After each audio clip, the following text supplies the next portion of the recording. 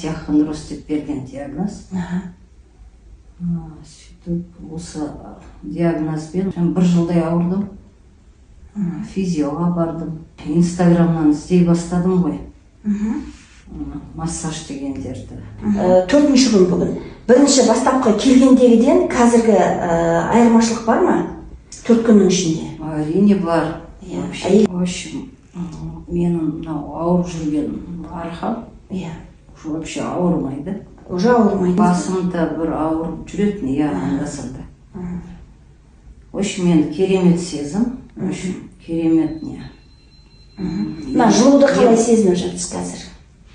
Керемет енді. Жып-жылы. Өзімді тура бір кішкентай баладай сезініп жүрмін. Сразу арқам қойып, уже жеңілдедім да. Арқам прям минут сайын, секунд сайын ауыратын да. Ал бұл